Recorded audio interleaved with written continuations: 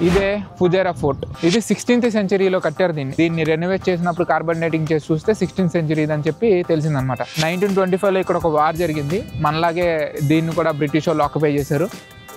ఇది ఎంట్రన్స్ ఇలా ఉంది. లోపలికి రాగానే ఒక సిట్టింగ్ ఏరియా, తర్వాత వెపన్స్ హోల్డర్స్ అంట. ఇక్కడ వెపన్స్ అన్ని తగిలించి పెట్టేవాళ్ళు. ఆ తర్వాత ఇవి షూటింగ్ హోల్స్ అంట. ఇప్పుడు గ్లాస్ పెట్టేశారు కానీ ఈ బయటికి కనిపిస్తుంది. గన్స్ ఈ లోపల నుండి పెట్టి బయటికి కాల్చేవాళ్ళు. మెయిన్ ఏరియా ఇది గార్డ్ రూమ్ అంట. గార్డ్స్ ఉంటాయి. ఈ రూమ్ చిన్న హాల్ లాగా ఉంది. సేమ్ మన పాతకాలంలో వచ్చేలాగా ఉన్నాయి. ఇదివరకు మా తాతయ్య వాళ్ళ ఇంట్లో ఉండేది ఇలాంటి డోర్. Just wooden lock. ఇది తీస్తే లాక్ అయింది, ఇది తీస్తే అన్లాక్. విండోస్ కూడా అలాగే ఉన్నాయి. Window lock. ఇది డేట్ ప్రాసెసింగ్ ఏరియా అంట. ఇక్కడ ఎక్కువ డేట్స్ పండే కదా, దాన్ని తీసుకొచ్చి ఇక్కడ ప్రాసెస్ చేసేవాళ్ళు అనుకుంటా. ఇది ప్రిజన్ అంట. ఒక 5 feet కిందకు ఉంది. వెళ్తురు రావడానికి అది ఒకటే ఉంది.